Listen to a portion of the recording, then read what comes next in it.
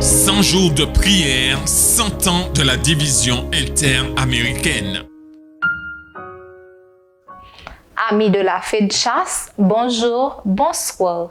Nous sommes le mercredi 23 février de notre centenaire de prière. Le thème, sa fidélité est éternelle. Si nous sommes infidèles, il demeure fidèle, car il ne peut se renier lui-même. 2 Timothée 2, verset 13.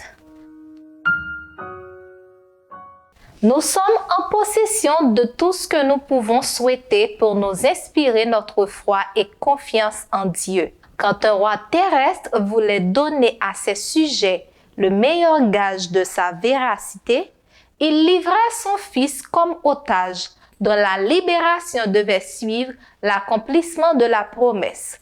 Voyez quel gage de sa fidélité le Père nous a donné pour garantir l'immutabilité de son conseil quand il a envoyé sur la terre son Fils unique pour y prendre la nature humaine, et cela non seulement pendant la courte durée de sa vie terrestre, car il conserve sa nature dans les parvis célestes, gage éternel de la fidélité de Dieu. Ô profondeur des richesses de la sagesse et de l'amour de Dieu!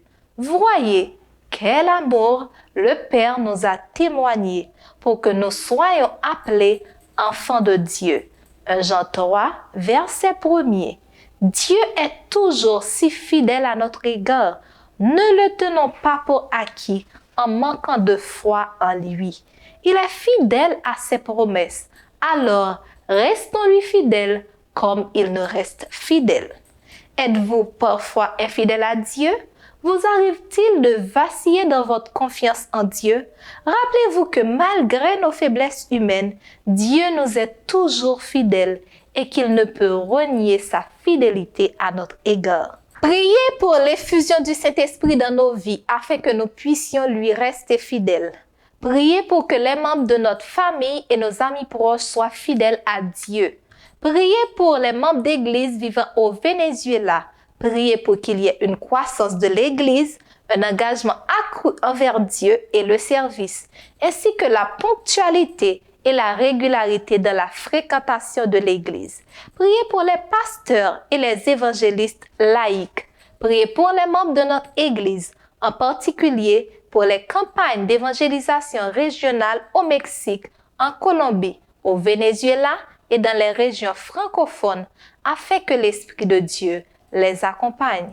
Père Saint, merci de nous avoir révélé encore une fois que ta fidélité est certaine.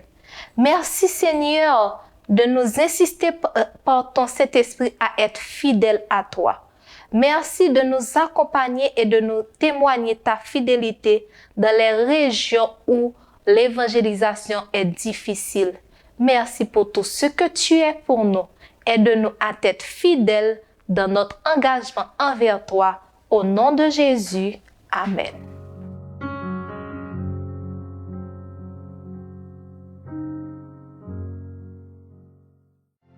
En 2022, nous célébrons les 100 ans de la division interaméricaine.